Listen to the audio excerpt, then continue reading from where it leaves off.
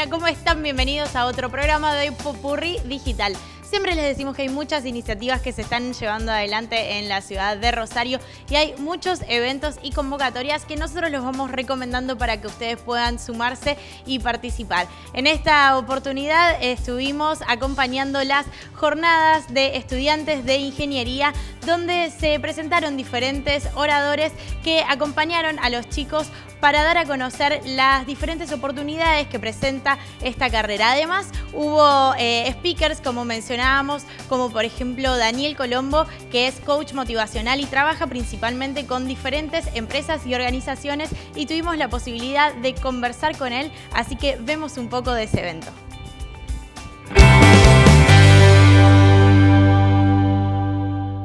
Las jornadas son espacios en donde hay conferencias, talleres, también hacemos visitas a empresas de la zona y algunas otras actividades de integración, paneles de empresarios. La idea es que los asistentes se enriquezcan y conozcan un poco más sobre la carrera que están estudiando. Este año cumplimos 15 años, es la COSEI número 30, así que bueno, hace 15 años que se están realizando estas jornadas. La particularidad de estas jornadas es que se hacen en todo el país, son jornadas simultáneas de estudiantes de ingeniería industrial en distintos puntos del país, también se llevan a cabo a lo largo del año. Hola, ¿cómo les va? Mi nombre es Daniel Colombo, soy coach ejecutivo de empresas, trabajo con equipos en 18 países, soy conferencista y autor de 30 libros. Bueno, la verdad que las técnicas de oratoria han cambiado a lo largo de los años. Hoy hay muchos modelos que todavía se siguen aplicando que pertenecen a lo que llamamos la oratoria clásica, ¿no? Cuando la gente de alguna manera se tenía que adaptar a un modelo de hablar, un estilo. Hoy lo que se busca, y por lo menos lo que a mí me gusta transmitir cuando formo voceros para empresas, por ejemplo, que es una de mis especialidades en distintos países, es que cada uno adopte un estilo personal, que tenga algo que sea distintivo y que no se parezca en nada a esos moldes de la oratoria clásica. Entonces, ¿cómo llamar la atención? Con un mensaje auténtico, con la conexión con emociones, esto es a lo que se refiere el storytelling, contar historias que sean poderosas y que aumentan la recordación hasta en un 50% más para que la gente capte mejor el sentido de lo que querés transmitir. Hay mucha gente que son buenísimos en lo que hacen, que tienen un conocimiento académico o una expertise muy grande, que son referentes, pero fallan a la hora de su comunicación. Por eso es que se desconectan del público. Hoy, cuando salís a escena para hablar en una charla, una conferencia, una presentación, un reportaje, tenés apenas entre 5 y 20 segundos para ganarte la atención de la gente. Si durante ese tiempo no los capturaste en tu atención, realmente es muy difícil que puedas establecer ese marco de confianza, ese puente que hay que tender con las demás personas. Por eso que hay que impactar desde el comienzo, obviamente hay que tener un tema interesante, un nudo muy interesante, un desarrollo que atrape a la gente y un final que los deje pensando o que los motive o que de alguna manera los lleve a un lugar emocional para que la gente recuerde esa experiencia. Y otro recurso, por supuesto, básico, pero sumamente oportuno, es que la oratoria se prepara, se ensaya y se diseña. No es simplemente un acto de buena voluntad de ir a decir unas palabras y nada más, porque en general hoy la gente ya está un poco aburrida de eso. Lo que quiere es, como todos tenemos poco tiempo, es aprovechar el tiempo y sacar el jugo a cada una de las experiencias. Son temas que no se enseñan con la profundidad que se necesita, sobre todo con lo que llamamos una oratoria más consciente, una oratoria más intuitiva, que tiene que ver con el ser de la persona, no tanto con el hacer ni con el parecer. En el parecer podríamos ver, por ejemplo, muchísimos ejemplos de la oratoria política, donde generalmente están muy enfocados en el parecer, en lo que se proyecta. Pero lo que hoy la gente recibe como más genuino es lo del ser, lo que la gente comunica, lo que lo siente a través de lo que está diciendo. Entonces es muy importante formar a las generaciones, no solamente en temas de oratoria, sino también en narrativas de distinto tipo, enseñarles a hacer presentaciones en público, a grabar videos, a expresar sus ideas, a organizar sus presentaciones, que son todas técnicas que hoy prácticamente muy pocas carreras están enseñando. Este año realizamos 23 visitas técnicas a empresas de la zona, que también les agradecemos a todas las empresas que nos abrieron sus puertas. Cuanto a los disertantes, buscamos que sean gente que venga a, digamos, a mostrarnos todo lo que se viene, a complementar todo lo que aprendemos en la facu. Para esta jornada, los disertantes fueron Daniel Colombo, que ya dio su conferencia. También va a venir más tarde Juan Benner, que son dos speakers internacionales que vinieron a esta tarde a acompañarnos. Bueno, AREI es una organización a nivel nacional y hay eventos a nivel nacional como son el CAEI, que es el Congreso Argentino de Estudiantes de Ingeniería Industrial, que este año se realizó en Córdoba y el año que viene en Salta. También tenemos otros eventos como Lidera, CEMEI, Encontra Más, Y bueno, nosotros también lo que hacemos es, tenemos otros proyectos, como por ejemplo, este año repartimos, ya es la tercera edición de repartir cuadernillos de estudiantes de ingeniería industrial, en donde hay contenido académico, se los dimos gratuitamente a todos los estudiantes de UCA y de UNR. Me gustaría también invitar a todos los estudiantes de ingeniería industrial que quieran participar en la organización. Yo creo que la asociación también te aporta mucho a tu formación académica y profesional, así que es una experiencia muy buena.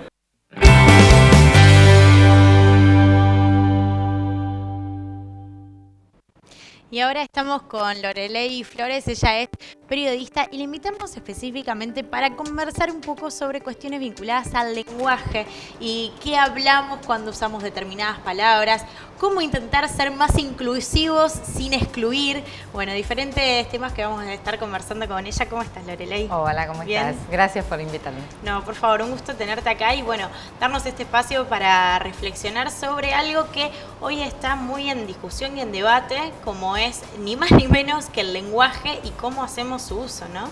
Sí, yo creo que en Argentina a partir del año 2015 lo que vimos fue una salida masiva de mujeres, lesbianas, gays, bisexuales, trans, no binarias a las calles a pedir, a luchar, y que las luchas fueron corriendo los límites de la política, de las formas de ser política, las formas de nombrar y de nombrarnos, y que hoy las grandes batallas están dadas en el terreno de lo discursivo, de cómo decimos, cómo nombramos, qué decimos y qué no decimos, que también es sumamente importante. Entonces, a partir de este movimiento inmenso que ha habido, de este resurgir de las luchas donde nos hemos empezado a reconocer y decir, bueno, yo no soy esto que me dijeron toda la vida que era, yo no tengo que cumplir con estos mandatos, yo tengo no... más opciones que las que me mostraron. Tengo más opciones que las que me permiten. Claro. Digo, Argentina tiene una legislación importante en materia de matrimonio igualitario, identidad de género, donde nos habla de que cada persona tiene una identidad que es cómo se autopercibe, es decir, que va más allá incluso del binarismo, porque no está reflejado en el artículo 2 de la ley, no está reflejado el binarismo. Entonces, vos decís, empezar a abrir un montón de posibilidades que existen en la realidad, existen, las personas somos diversas, hay tantos géneros como personas, digo, porque es esa construcción, y poder decir, yo quiero que me nombres de otra manera, es decir, poder correrme de ese lugar. Y si queremos hablar del respeto hacia las otras personas, del derecho de las personas a ser nombradas, a ser visibilizadas, tenemos que empezar a escuchar eso, cómo quiere la otra persona ser nombrada, cómo se autopercibe y no cómo yo le digo que tiene que ser, hacer, decir, sentir o llamarse. Y qué destacable también que por fin, ¿no?, pongamos en cuestión esto tan establecido que venimos arrastrando como es el lenguaje. A ver, somos todos muy valientes al momento de crear la palabra, googlear, estoquear, ahí sí. Ahora, cuando tenemos que repensar sobre cómo nos nombramos a nosotros mismos, se genera un escándalo, porque cuando uno saca el tema, digamos, hay gente que está a favor, hay gente que está en contra y todos bastante radicales, sobre todo cuando empezamos a ver otras formas, no solo de entender a las personas, sino cuando lo escribimos, si usamos la X, si usamos el arroba, si usamos la letra E. Ahí, digamos, estamos poniendo en cuestión algo que lleva años y años y años que ni siquiera nos dimos el lugar de preguntarlo. Bueno, me parece que como muchas cosas me dijiste, iba tomando nota para contestarte. Sí, me parece que históricamente nos acostumbraron a fingir demencia. Las mujeres siempre respondemos al masculino desde pequeñas. Los chicos en el jardín, los chicos, los niños, los alumnos, siempre respondemos a eso. Eso también tiene una historia y tiene que ver con esto de que eran los varones y el varón hegemónico, no cualquier varón, no el varón afrodescendiente, sino el varón blanco de clase media que había estudiado, quien podía tomar las decisiones. Era el varón el que podía votar, era el varón el que podía comprar, era el varón el que podía salir a las calles a reclamar, era el varón el que tomaba la decisión sobre todo. La mujer estaba en un mundo interno, en un mundo privado, como ya lo hemos escuchado muchas veces. Ni siquiera podía estudiar, no podía tomar decisiones, pero esto no pasó hace 1000 años, esto pasó hasta, no sé, 60, 70 años. Las mujeres, para poder tomar alguna decisión, necesitaban que el padre o el hijo, si no había padre, o el hermano, depende, un varón, la autorizara. Entonces, ¿por qué nos iban a hablar? ¿Por qué nos iban a hablar? ¿Por qué nos iban a incluir? Era lógico que el lenguaje, el uso del lenguaje fuera masculino. Ahora, cuando empezamos a aparecer, cuando empezamos a dar una disputa por los lugares, una disputa por los derechos y empezamos a decir, bueno, acá estoy, nómbrenme, esa cuestión de privilegio del varón de ser siempre nombrado le hace sentir que pierde algo que yo no sé bien qué es, pero tiene que ver con el poder, digamos, pero le hace sentir que pierde algo donde empieza a decir, ay, todas esas pavadas, yo no voy a decir todos y todas. Se sobreentiende que cuando decimos, decís, pero ¿qué te molesta? ¿A dónde te afecta? ¿Qué perdés vos cuando reconoces el derecho de una persona? Entonces ahí es donde empezamos a discutir determinadas cosas. Recién en el año 1990 y pico, ahora no lo tengo, se reconoce como que los derechos de las mujeres son también derechos humanos. Estamos hablando de ayer, recién. Las luchas que hemos dado en este tiempo han sido muchísimo y hemos avanzado muchísimo, no digo por suerte, sino por el laburo gigante, inmenso que han hecho un montón de personas que tomaron esta bandera cuando ni se nos ocurría a nosotras hablar de esto. Yo pienso que en el año 2003 acá un grupo de mujeres en Rosario empezaron a hablar de aborto. Hablar de aborto, es decir, sucedían, se ayudaban, se acompañaban las hermanas, las amigas. Pero hablarlo. Yo he escuchado historias de mi abuela, de mi tía. Ellas lo hablaron, lo pusieron en palabras, lo pusieron sobre la mesa y dijeron, vamos a hacer una campañita que por suerte y por el laburazo que han hecho sigue y seguimos peleando y hoy desde otro lugar. Pero digo, poder ponerlo en palabras. Nos han acostumbrado a que, mejor cállate, mejor no te metas, mejor no digas nada y hemos aprendido que de lo que no se habla no existe, no se sabe, no podemos acceder. Si yo hago una ley perfecta donde reconozco los derechos de todas las personas, pero no la doy a conocer, no se habla, no se dice, nadie va a poder hacer reclamo de esos derechos. Eso por un lado. Y por el otro lado, creo que déjame retomar con esto cuando vos decís no lo digas. Ya decir no lo digas es un montón. Esto llegó a taparse de una forma que ni siquiera se mencionaban ni te decían lo que tenías que hacer o no, digamos, se sobreentendía que eso era tabú y no existe. O sea, taparlo a que haya gente que lo reprimiera como si no existiera. Sí, incluso en las relaciones familiares pasaban cosas terrible, donde las familias se movían con caras extrañas, pero no se mencionaba. O desaparecía una persona de la familia y no se mencionaba qué estaba pasando, no se podía hablar. Ni hablar de las orientaciones sexuales, es decir, una persona dentro de una familia que no respondiera a la heteronorma, que no fuera heterosexual, que fuera lesbiana, gay, trans, bisexual, ni hablar. Hablar de bisexualidad recién lo estamos logrando ahora, porque nos ha costado. Digo, no es algo que nos surge, no es algo cómodo, es algo incómodo, porque tenemos toda una cuestión preformateada en la cabeza y que tenemos que empezar a modificarla, pero si queremos modificar el mundo, tenemos que modificar la manera en que lo pensamos y la manera en que lo relatamos a ese mundo. Por otro lado decía, esto es nuevo, hoy estamos hablando de la E, hace unos años agarrábamos una nota en las 12, que por ahí ha sido uno de los medios que siempre agarró la bandera de luchar, de dar la lucha desde el lenguaje, y decían, todas barra O, y vos decís, esto es ilegible. O poníamos la X en absolutamente todas las notas o no las poníamos y empezábamos a buscar palabras políticamente correctas, pero que si yo digo personas no está mal, pero digo, si dentro de esas personas hay no binarias y quieren ser nombradas, necesitan ser nombradas, me tengo que jugar un poco más y correrme de la comodidad de persona que las abarca a esas personas, pero que les está dejando afuera en nombrarlas específicamente para que puedan acceder a políticas públicas.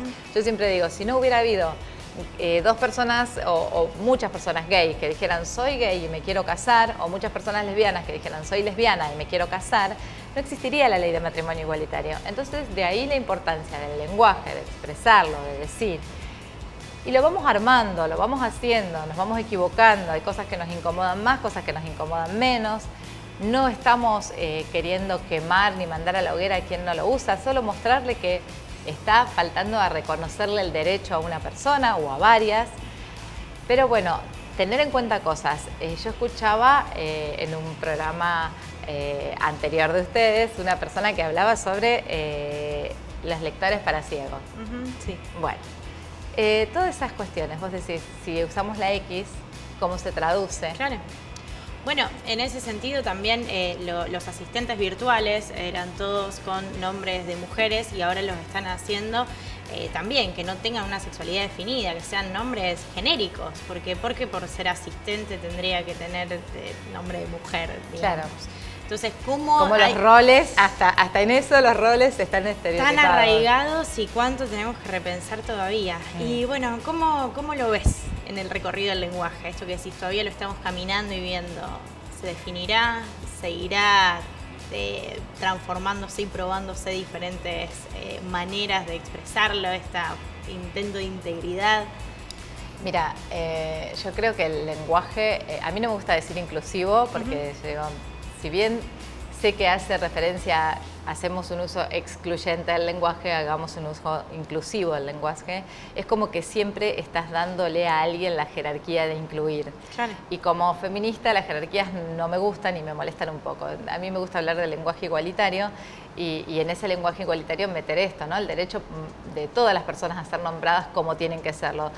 Cuando hablamos de personas con discapacidad, de personas adultas mayores, cuando hablamos de las infancias, digo, también nos olvidamos de las infancias. Es como que todo el tiempo hablamos por las infancias y bueno, y nos olvidamos de ver cómo deberían ser nombradas. Para mí el cambio en el lenguaje no tiene vuelta atrás. Lo que sí creo es que no va a ser siempre, no va a estar estático. Creo que nuestro lenguaje es un lenguaje que no está muerto, nuestra lengua, la lengua que hablamos es una lengua que no está muerta, que no tiene vuelta atrás esto y que la vamos a seguir modificando y que en la medida en que más personas necesiten ser reconocidas en su identidad o en su necesidad de que sus derechos se vean reflejados en políticas públicas, si tenemos que seguir modificando el lenguaje, me parece perfecto. Y me parece que cuando hablamos de lenguaje hablamos de más allá de la lengua, ¿no? Digo, lenguajes tienen que ver con cómo me muevo, cómo si yo te digo bien con lo que hiciste y me doy vuelta y hago una cara, bueno, no, estoy... si yo me pongo un pañuelo para venir acá, es un lenguaje que está comunicando. O si el presidente electo se pone una gorrita, está dando un mensaje con un lenguaje que no es hablado, pero que sin embargo no deja lugar a dudas de lo que está queriendo decir. Entonces yo creo que no hay vuelta atrás con el uso de un lenguaje que nos contenga a todos, que va a llevar mucho trabajo, que va a haber detractores, como ha habido siempre y con todas las cosas, porque los cambios nos generan inseguridad a todas las personas y angustias, no saber dónde estamos paradas, parados, parades, no saber hacia dónde ir, no saber qué estoy perdiendo realmente. Claro.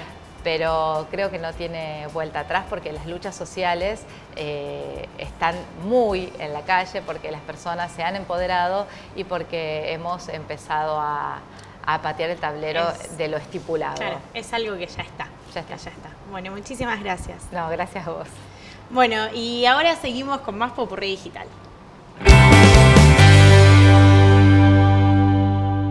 Los eSports son los deportes electrónicos en la modalidad de competencia. El eSport como particularidad tiene que es un deporte que no tiene tope de edad. Si bien siempre está relacionado directamente a la juventud, pues es un deporte en el que permite que participen todo tipo de edades de personas sin condicionamiento físico de ningún tipo. Y bueno, la convocatoria para cada vez que tenemos un torneo, una competencia o simplemente un festival eSport siempre es muy masiva. Las universidades en la provincia de Santa Fe, que es donde a mí me tocó hacer la vinculación con cada una de ellas, fue la verdad que muy positiva. Desde un primer momento siempre se mostró muy buena predisposición. Rápidamente todas se sumaron a esta iniciativa que es Ludens, la primera liga universitaria de eSport de Argentina, y la verdad que estamos muy contentos porque si bien sabemos que el fenómeno es muy convocante, no teníamos la certeza de cómo iban a recibir esta iniciativa las universidades y fue sumamente favorable y satisfactoria. Los juegos que se van a desarrollar en Ludens son 5: League of Legends, Counter-Strike, FIFA, Clash Royale y Rocket League.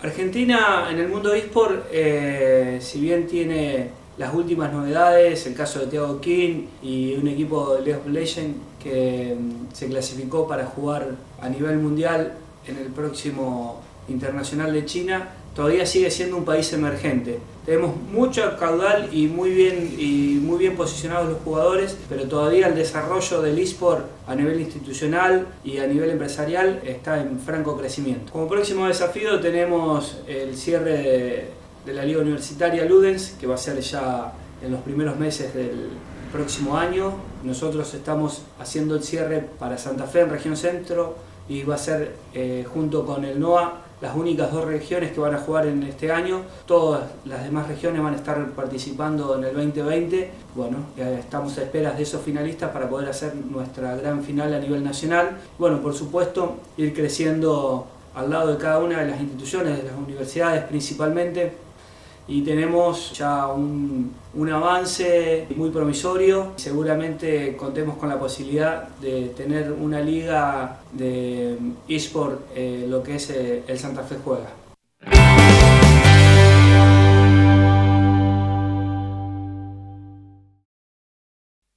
Toda una comunidad se está generando en torno a los eSports y estuvimos hablando con Sebastián Palomeque, que es representante del área de educación física de la UNR, y cómo fue el hecho de tomar la decisión de sumar esta disciplina junto con las propuestas que llevan adelante desde la universidad y generar un equipo representativo de esta institución.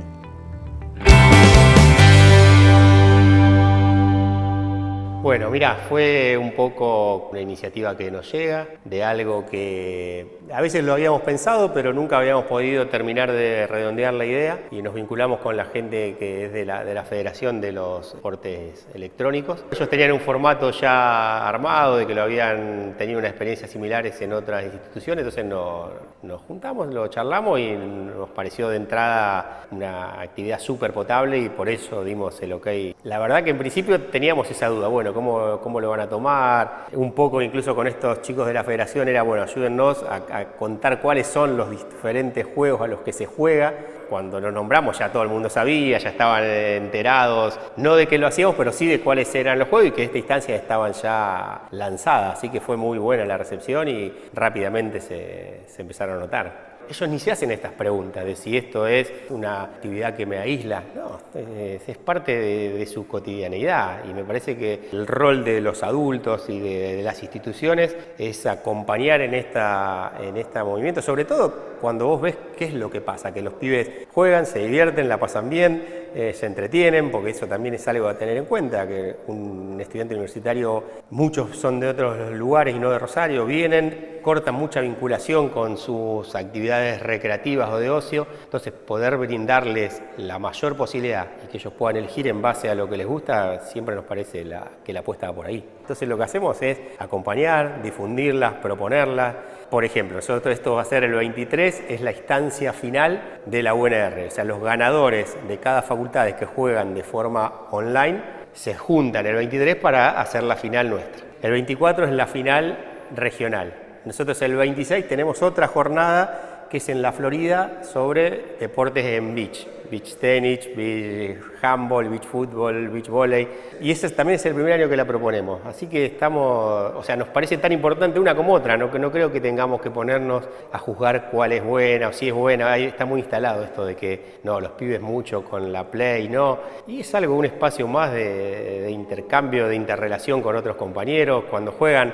Yo tengo mis hijos que juegan y no es que, a lo mejor no es como la mirada que tenemos los adultos de un chico encerrado solo jugando, sino que está hablando con su compañero de colegio que lo vio hace un rato y se suma otro y empiezan a hablar de otras cosas. Me parece que es una forma de relación y vinculación nueva y que está bueno que al menos la pensemos, la podamos integrar y no decir que no porque no es de nuestra época. El deporte siempre colabora, siempre ayuda, siempre da el espacio para compartir con otro, para disfrutar, para competir, para hacer lazos sociales, para conocer amigos. Me parece que es un espacio que hay que saber capitalizar, llenarlo de contenido.